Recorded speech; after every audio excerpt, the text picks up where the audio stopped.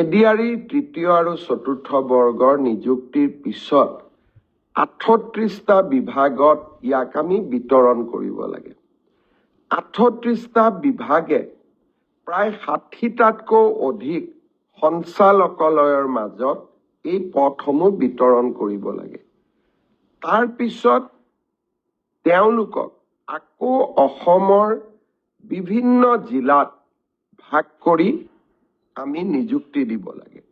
জিলা বিষয়াসকলে তেওঁলোকক ব্লক বা আন আৰু তলৰ কাৰ্যালয়লৈকে প্ৰেৰণ কৰিব লাগে। ই এটা ডাঙৰ প্ৰক্ৰিয়া। ইয়াৰ মাজতে দিব্যাংগ যিসকল 3% দিব্যাংগ যিসকলে চাকৰি পায় তেওঁলোককো আমি মেডিকেলি আৰু এবাৰ পৰীক্ষা কৰিব লাগে গুৱাহাটী চিকিৎসা মহাবিদ্যালয়। এই গোটেই প্ৰক্ৰিয়াখিনি সমাপ্ত কৰোঁতে আমি ডিচেম্বৰ মাহলৈকে আমাক সময় লাগিব।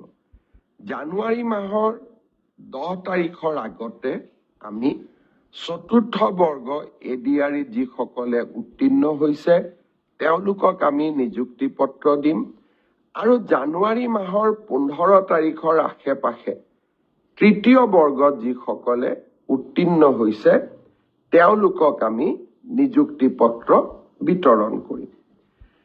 ইয়াৰ পিছত আৰু কেইটামান বিভাগৰ নিযুক্তি পত্ৰ আছে। ইঞ্জিনিয়াৰৰ নিযুক্তি পত্ৰ আছে, এগ্ৰিকালচাৰ ডিপাৰ্টমেণ্টৰ নিযুক্তি পত্ৰ আছে আৰু বহুখিনি বিভাগীয় নিযুক্তি পত্ৰ আমাৰ সন্মুখত আছে। বিভাগীয় নিযুক্তি পত্ৰখিনি আমি ফেব্ৰুৱাৰী মাহৰ 10 তাৰিখৰ আগতে আমি শেষ কৰিম। কাৰণ নিৰ্বাচনৰ মডেল কোড অফ কণ্ডাক্ট যোৱাবাৰ 27 ফেব্ৰুৱাৰীত আহিছিল আৰু সেইকাৰণে আমি অত্যন্ত সচেতন যাতে মডেল কোড অফ কণ্ডাক্ট অহাৰ আগতে আমি নিযুক্তি পত্ৰসমূহ দি সমাপ্ত কৰিব পাৰোঁ।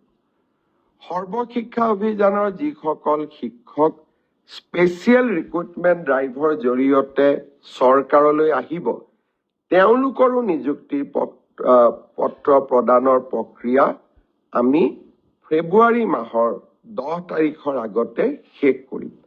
আপোনালোক নিশ্চিত থাকক, সকলোৱে নিযুক্তি পত্ৰ পাব যিসকলে উত্তীৰ্ণ হৈছে। আমি অধৈৰ্য হ'ব নালাগে। কোনোবাই কৈছে মই প্ৰাইভেট চাকৰি এৰি দিলোঁ। চৰকাৰে এই কথাবিলাক বিবেচনাত নলয়। চৰকাৰে মাত্ৰ যাতে আপোনালোকে চাকৰি কৰাৰ পিছত দৰমহা পায়, পেঞ্চন পায়, চাকৰি কাৰ্যকালত যাতে বিপদত নপৰে সেইকাৰণে আমি নিযুক্তি পত্ৰসমূহ ভাবি চিন্তি আমি সুন্দৰ কৰি দিব যত্ন কৰোঁ আৰু অকণমান ভাল কৰি দি থকাৰ কাৰণে যোৱা 5টা বছৰত মোৰ চৰকাৰৰ দিনত কোৰ্টত কেছ হোৱা নাই, নতুনকৈ চাকৰি পোৱা ল'ৰা ছোৱালীয়ে কষ্ট পোৱা নাই আৰু এটা সুন্দৰ ব্যৱস্থা এটা আমি অসম চৰকাৰৰ ভিতৰত আমি নিৰ্মাণ কৰিব পাৰিছোঁ আৰু তাৰ ফলাফল আজি সকলোৱে লাভ কৰিছে। 1.5 লাখ নিযুক্তি এটাও কোৰ্টত কেছ নোহোৱাকৈ। ই সাধাৰণ প্ৰাপ্তি নহয়। মোৰ আগত অসমত 14 গৰাকী মোতকৈ গুণী জ্ঞানী ব্যক্তিয়ে অসমৰ মুখ্যমন্ত্ৰীৰ আসনত অধিষ্ঠিত হৈছিল, কিন্তু কোনো এটা সময়তে 1.5 লাখ নিযুক্তিৰ প্ৰচেষ্টাই চলোৱা হোৱা নাছিল। অসমৰ দৰে ৰাজ্যৰ বাবে ই সপোনৰো অগোচৰ আছিলে।